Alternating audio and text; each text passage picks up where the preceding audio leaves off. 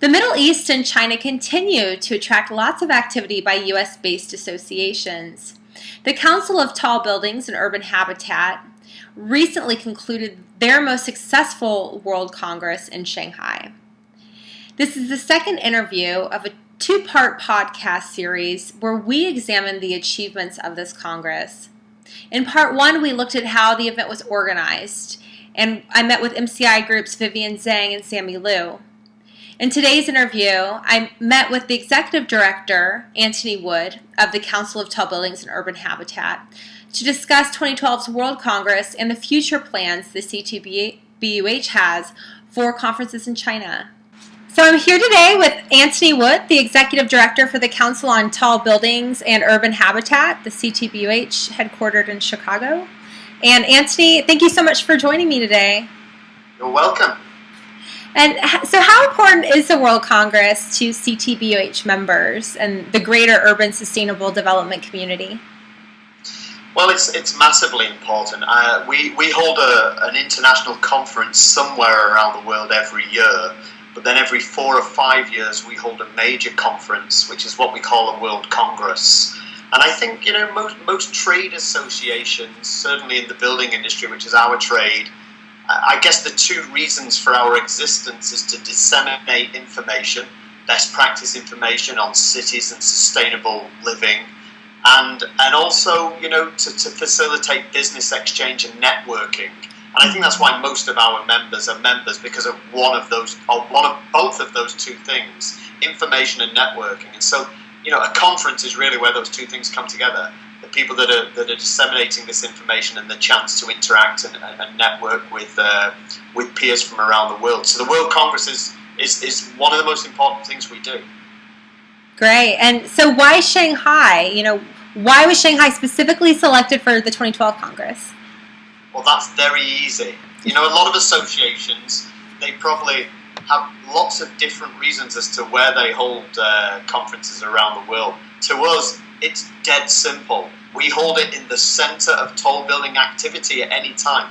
That's the reason, that's the almost the exclusive reason for why we would hold a conference in a city. If there's a lot of tall buildings happening at that time, especially being constructed, coming to the end of a construction phase, then that's why we hold the conference there. So if you look at the last, 5-6 years of conferences since I've been executive director, this year was Shanghai, the year before that was Seoul, Korea, the year before that was Mumbai, the year before that was Dubai, and really, when you mention those cities, certainly for me, it being in the field, that's seen the highest concentration of skyscrapers and urban development. And China is absolutely, the most prominent country, and Shanghai, arguably the most prominent city that are developing tall buildings. So it's a kind of no-brainer. We go where the action is, and in going where the action is, we tend to hang a conference off one or two major projects. There'll be lots of projects, kind of represented at the conference through sponsorship and speaking and exhibiting, but we tend to hang it off one or two major projects. So, for example, Dubai, which was our last congress in 2008, a large part of us going there was because of the Burj Dubai, which then became Burj Khalifa, which is the world's tallest building. And in Shanghai, we hung a lot of that conference off the Shanghai Tower, which will be the tallest building in China when it's complete in about another 18 months or so. Wow, how fantastic. Some great cities. So did the conference meet the expectations of the board? What about the members and the attendees? I think it blew away all expectations, actually, if I'm being honest. And again, sorry to keep going back to Dubai, but it's an important point that we held our Dubai Congress in March 2008. And that's an important time because you will remember that October 2008, the world economies crashed. And we were very thankful that we decided to hold it in March. Hindsight is a wonderful thing. And Dubai was incredibly successful, but I remember talking with the board of trustees shortly after that meeting, or later in the year when the economies crashed, and we said, the stars aligned for that conference, and it's probably going to be a long time until the stars align again for us to have such an exceptional conference in terms of the level of interest shown in it, the quality of the speakers, the delivery of the detail, but also, the kind of the financial equation, because we're a non-profit organisation, and to be quite honest, we have to make a profit on our conferences to feed back into the finances of the organisation to sustain our existence. So we thought it'd be a long time until we saw the Dubai effect happen again, and it happened in spades in Shanghai. In fact, Shanghai on many levels was even more successful than Dubai. And that's just not from an organisational viewpoint, that's based on the feedback we got from members and attendees as well. Wow. And so what is the short-term effect or impact of that success on CTBUH? Well, it depends where you hold this conference. In 2009, we held it in Chicago. It was our 40th anniversary. We've been around for 43 years, and so we returned home to our roots for our 2009 40th anniversary conference, and that was a great event. But the impact of that wasn't massive, because it was predominantly our US-based colleagues that attended, and it was a reminiscence, and it was a great conference. The Shanghai event was right from the beginning part of a bigger strategy for us, which is a strategy based on growth in China. And when I first went out there, I don't know, maybe 2-3 years before the Congress itself, when I started to lay the groundwork for that together with our chairman at the time, I think it's fair to say that we had virtually no members in China. So what we achieved with the Shanghai Congress is remarkable, because we did it from virtually a standing start. No one had even heard of our brand, really, in China. And so the short-term impact of it is really quite massive. I mean, we now have a significant number of members in China, which was due, in the lead-up period to the Congress, at the Congress itself, and then since the Congress through follow-ups. So it's had a huge impact on membership in China. We've gone from 0 to, I don't know, maybe 10% of our membership income's in China now. And it's also had a big impact on our future plans there. And it's only been, 2 months since the event itself, so it's still early days. But we are thinking of, we're more than thinking, we are planning to now open an office in China, and we're now thinking of, again, thinking is not enough. We are now planning a second annual conference in China in 2 years' time. So we're thinking we'll probably do a biannual conference in China. So really, that's a pretty significant impact, I think, short, mid, and long term. Wow. So I know it's only been 2 months, like you just said. This is probably a big question, but what about long-term strategy? You just mentioned another conference there in 2 years. What about future developments in China? Well, if China carries on at the pace that it has been doing, it's, I don't know what the percentage is, but you can say that 50% of what's happening in tall buildings around the world is happening in just that one country. So China's a huge market for us. It's being driven by urbanization, of course. It's not being driven by just this quest to build tall buildings, which arguably, places in the Middle East, it's more a quest for iconic buildings. In China and other places like India and Indonesia and Brazil, it's being driven by urbanization. And just there's lots of statistics about this, but I think the most important statistic, or the most easily understandable statistic, is that 179,000 people are urbanizing on this planet every day. That means 179,000 people are moving from the countryside to a city, or being born into a city, which means we as a global species need to build a new or expand our existing cities by 1 million people every week. 1 million people, that's huge, happening predominantly in China, India, Brazil, Indonesia, and these kind of countries. And so long term, we're a US-based organisation, the Council on Tall Buildings and Urban Habitat, but our membership, I would say, probably 65% of our membership is now outside the US, and so we have got to grow with, go with where the tall buildings are happening. So that's this is definitely going to happen in China, continue to happen in China. But one of the things strategically for us as an organisation, as I started by saying that conferences are really, really important because it's where the twin aspects of our mission come together. So we're looking to start to do more than one international conference a year from 2014. Next year we already chose London. London will be the destination for the 2013 conference, because the City of London is actually a bubble of activity in a general area of doom and gloom, actually, economically, but the City of London is doing quite well. And we appointed MCI London to run our 2013 conference. And then in 2014, we're going to be looking to hopefully do 2 conferences from that year on. And one of those conferences, if things continue as they are, will almost definitely be in China. Oh, fantastic. And so were there any particular specific lessons learned from Shanghai? Oh, yeah. There's always lessons learned. There's always lessons learned. Right. And I mean, I've been executive director for 6 years, and we've been organising conferences for 43 years, but there's only a certain amount of institutional knowledge which, is passed on from one generation to the next, or, staff to the next. And so I'm learning every time. I'm an architect by profession. I'm not an event organizer. I'm not.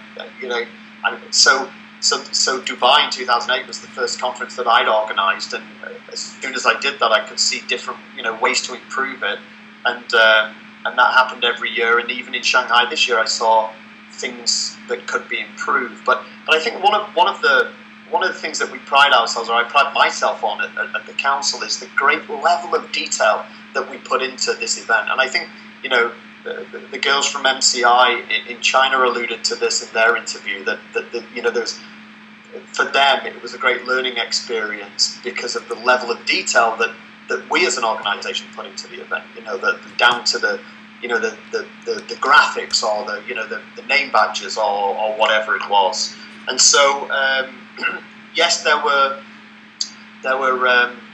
certainly things that I learned doing that. I think probably the biggest challenge, an area where I learned the most was kind of adopting what we do to the Chinese cultural context.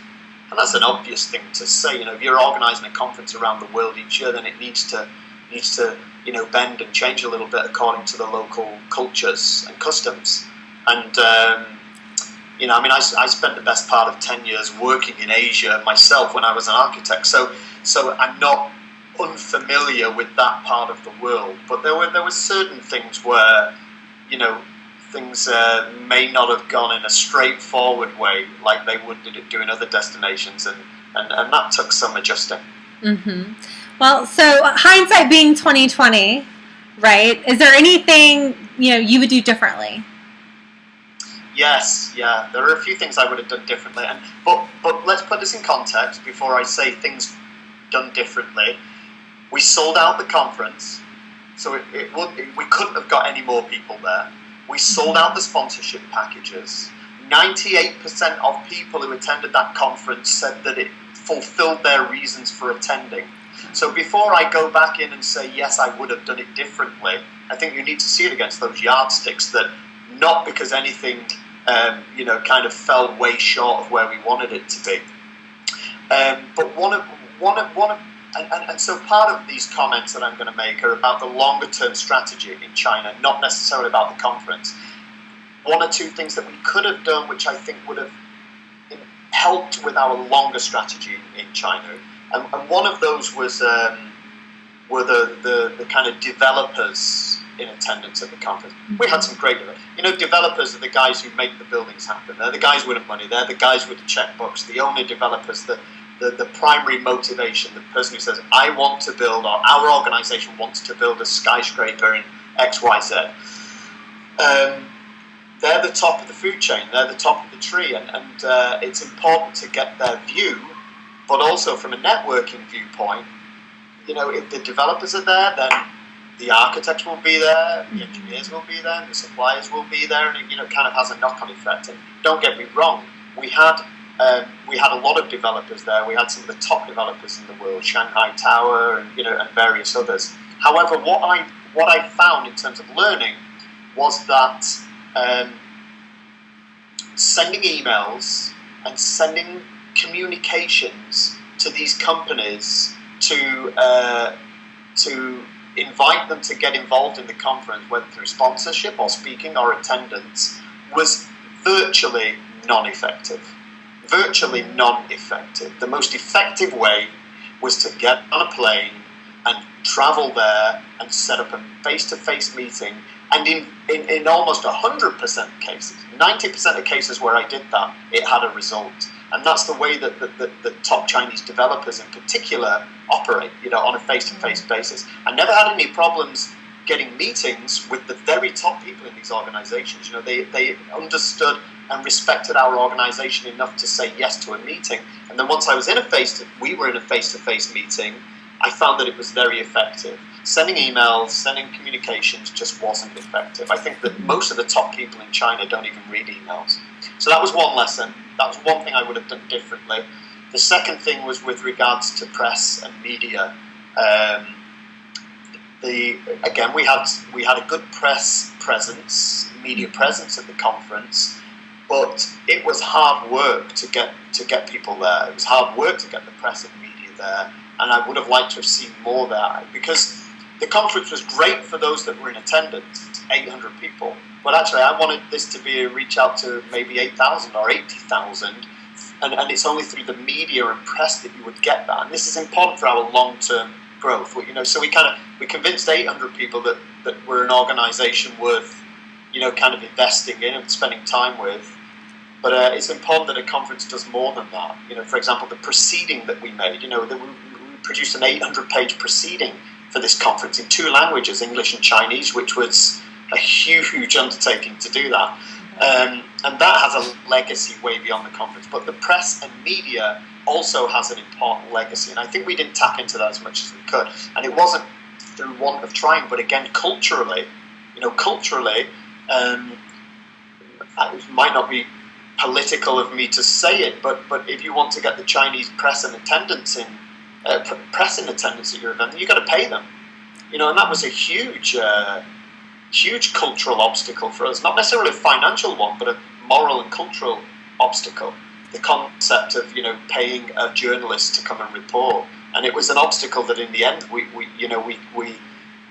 our principles would not allow us to kind of overcome that, and I think that had a detrimental impact on getting certain press there and the number of press. What advice can you share with any other associations looking to do a large conference in Shanghai or China?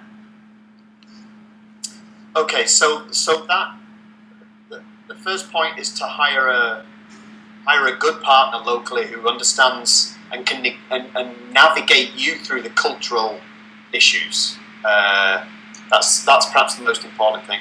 And then the other advice I would give is plan to spend quite a bit of time in China. As I said previously, I think trying to communicate from afar through emails, through telephones, especially with the top-level companies that you want involved or top-level organizations, is difficult. So my advice would be probably plan to spend 2 or 3 times more time in the country than you would do in a typical conference in another region, because I think that face-to-face contact with high-level people is important and generally worth the time that you put in, I found in my experience. Well, fantastic. Thank you so much for your time. I know it's a really busy time for you right now, and we really appreciate it. No, it's been a pleasure talking to you. You too. Take care.